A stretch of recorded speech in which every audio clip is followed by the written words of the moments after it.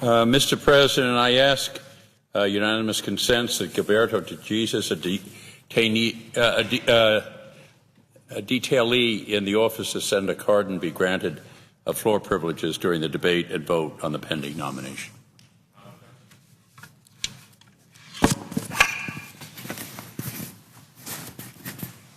Mr. President, the Department of Justice is in a state of crisis. Under Attorney General Gonzales, it too often served as a rubber stamp for the White House and as a pawn for political gain, rather than as the nation's guardian of the rule of law.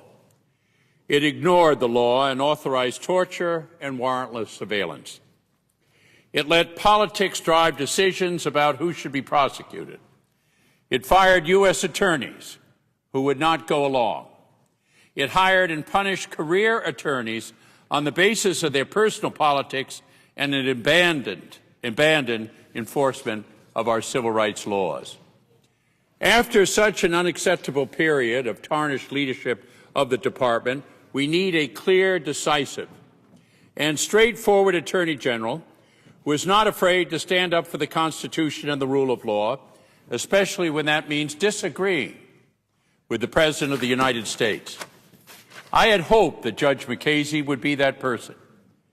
He is clearly an able lawyer, and his commitment to public service as an assistant U.S. attorney and federal judge are admirable. As a federal judge for almost 19 years, he was, by all accounts, fair and conscientious in the courtroom. But after listening to Judge Mukasey's testimony and considering his responses to written questions from the members of the Judiciary Committee, I have concluded he is not the right person to lead the Justice Department at this crucial period of our history. The next Attorney General must restore confidence in the rule of law. He must show the American people and the world that America has returned to its fundamental belief in the rule of law as the bedrock protector of our national values. Only an Attorney General who is not afraid to speak truth to power can be such a leader. Regrettably, Michael Mukasey has shown that he is not that leader. Like many of my colleagues and many American citizens, I am deeply troubled by Judge Mukasey's evasive answers about torture. He has repeatedly refused to acknowledge that waterboarding, the controlled drowning of a prisoner, is torture.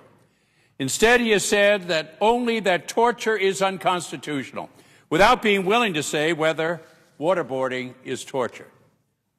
As the record makes clear, courts and tribunals have consistently found waterboarding to be an unacceptable act of torture.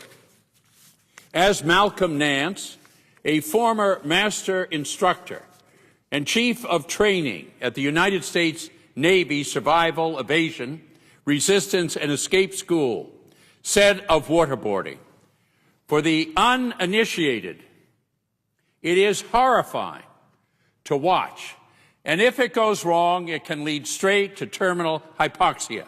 When done right, it is controlled death."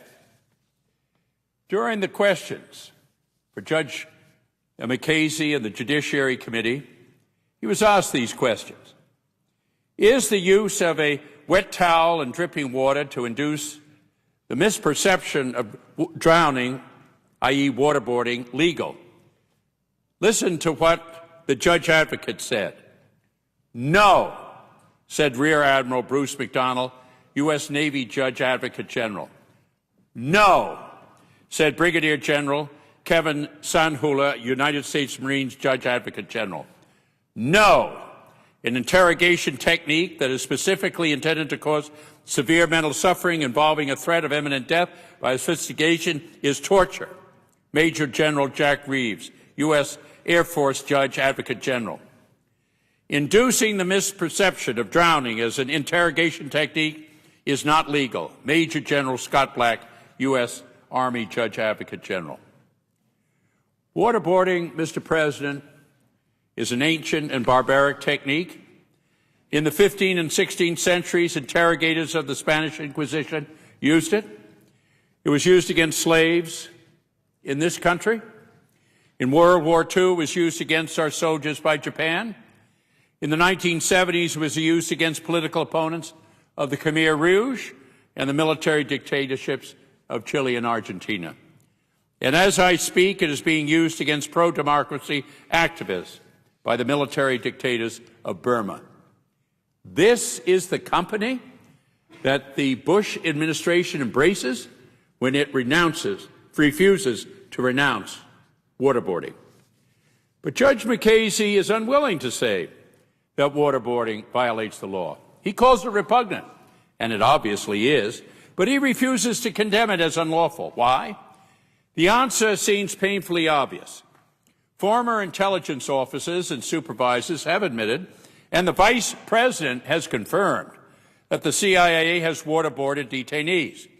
Had Judge Mukasey renounced waterboarding as unlawful, he would have had to assert his independence and speak the truth about this administration's lawlessness. He was unwilling to do so.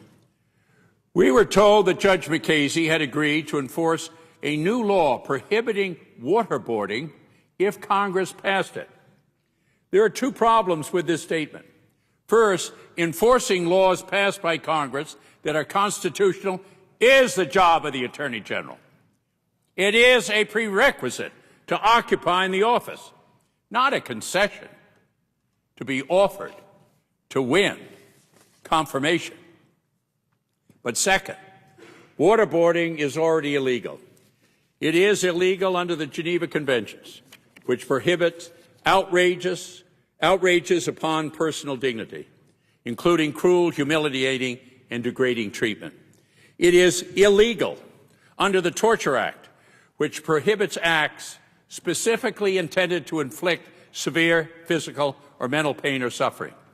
It is illegal under the Detainee Treatment Act, which prohibits cruel, inhumane, or degrading treatment, and it violates the Constitution.